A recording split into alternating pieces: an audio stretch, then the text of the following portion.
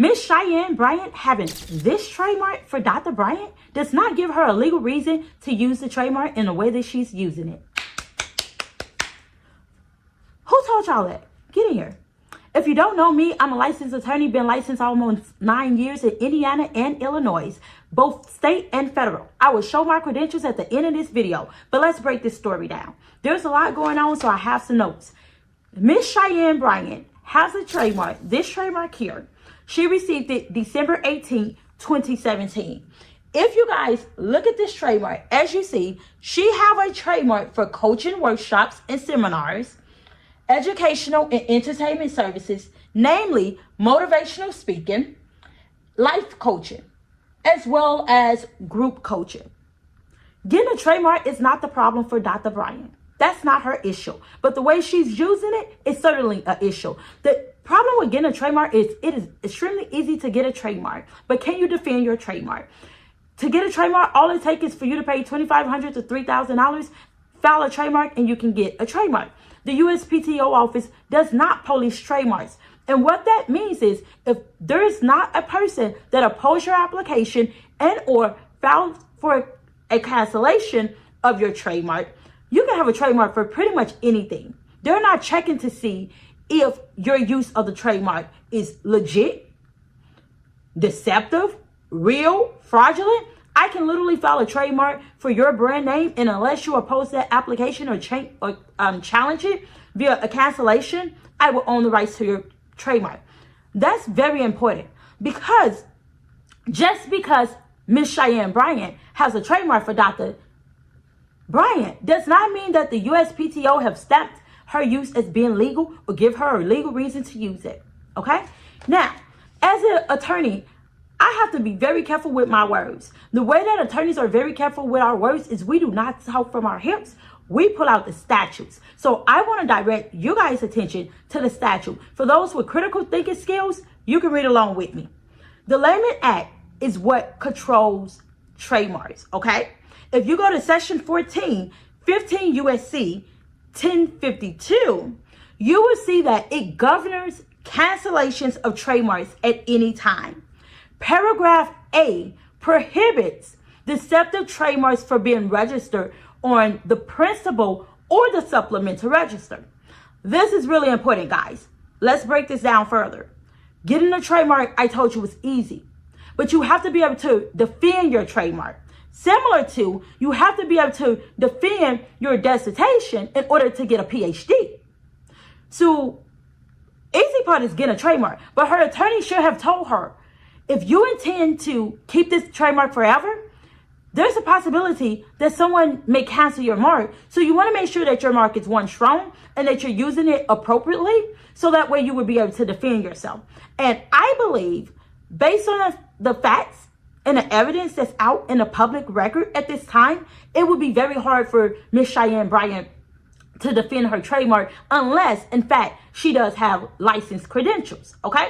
Now, all of this is allegedly, because Sister Girl may have a license that she just don't want to tell us. But I would tell you, as a black lady, if I had a license and you guys was calling me out, I would slap my license on the table so quickly we would not all be having this debate still, okay? But allegedly. So let's go back to the issues that she's going to have with defending this trademark. Again, we're not talking out our hip. We're going directly to the statutes.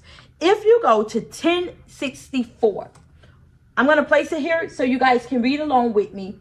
1064, okay?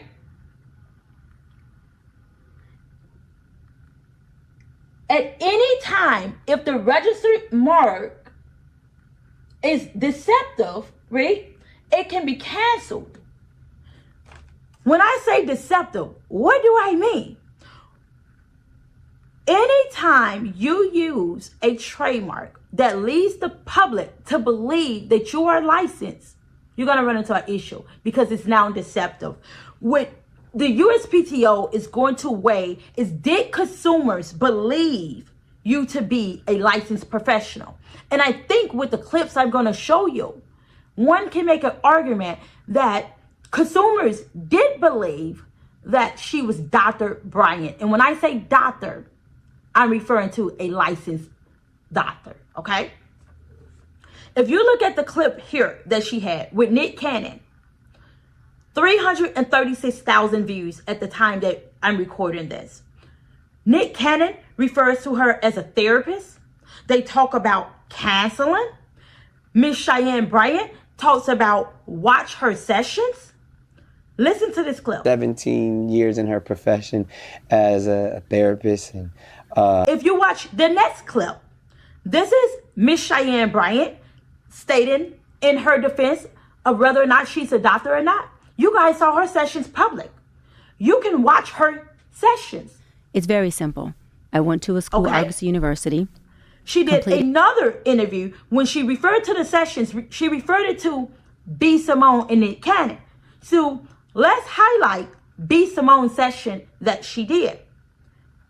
In the B. Simone session, Miss Cheyenne Bryant talks about B. Simone refers to her as a therapist, talks about their therapy. Miss Cheyenne Bryant refers to herself as a psychology expert and a therapist. She then talks about her journey of where she transitioned from being a doctor and doing sessions, or she transitioned into being a doctor and doing sessions. So take a listen to this.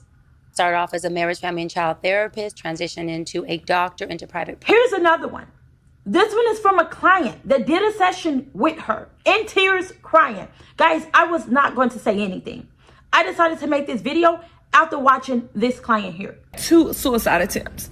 You think I wanted to reach out to her, look for platforms? You think I wanted to reach out just for myself? No, I wanted to help, which is what I have now. And suffering from a traumatic brain injury, things look different from me. I think when you watch these collectively, an argument can be made that this trademark that was registered for Dr. Bryant is leading consumers to believe, in fact, that she is a licensed practitioner based on how she represents herself. When you are working with an attorney, it is very important that attorneys are not just allowing you to get trademarks for anything. We should be advising you. Her attorney should have advised her, yes, you have a trademark for entertainment services. You can do motivational speaking. You can do entertainment, okay? The things that she listed in her trademark, you can do those. What you cannot do is refer to yourself as a therapist unless you have a license. Refer to yourself as doing therapy unless you have a license. Why? Because you're at risk of a couple of issues, and the issues are not going to be strictly with the USPTO office, okay? Here's a couple other issues that Miss Cheyenne Bryant may be facing. Not only can a trademark be canceled for being deceptive, it's deceptive advertising, okay, to the public. You're marketing, you're doing sessions with people, they're coming to you believing that you're a licensed therapist, and you may or may not be. If she have a license, great, this isn't an issue. If she doesn't, that's a issue there. Consumer fraud claims could be another issue that's raised. Professional licensing could be issues, okay? Again, they're looking to see whether or not consumers relied on her representations and believe her to be a licensed professional. I think with the evidence, there's enough that one can make a claim. And again, she will have to defend herself. If she is licensed, she will win those arguments. If she's not licensed, we can be looking at an issue here. One of the things that was talked about was, well, what about Dr. Dre? What about Dr. Pepper? What about Doc Miss Stuffing? Here's the issue with that argument. Dr. Dre is not engaging in services that will lead the public to believe he's a licensed practitioner, okay? He do music. She can do music and be Dr. Bryant because no one is confused as to whether or not you're a licensed professional, okay? Doc Miss Stuffing, Dr. Pepper, that's a soda, pop, okay? No one's confused about whether or not you're giving me services that requires a license. So, not an argument here. She's not in the same lane as them. Had she only did life coaching, this would not be a conversation. Had she let the public to know I'm a life coach or anything of that nature, I am not a therapist, I am not a psychologist, using those words, we would not be here talking. But that is not what we're dealing with. So I think it's very important for us to pay attention to what we are dealing with in this situation. And this is not a tear a black woman down, okay? We know that Dr. Cheyenne Bryant, okay, Miss Cheyenne Bryant, we know that her clients have done some interviews essentially with her publicly, and they have attested to feeling that her interviews were effective. We know that she had the ability to build a massive platform. So what she's doing is effective, and she can do that without telling people that she's licensed. The goal here is not just to be popular. The goal is to make sure that you don't lose your wealth trying to be popular. You want to be paid, not popular.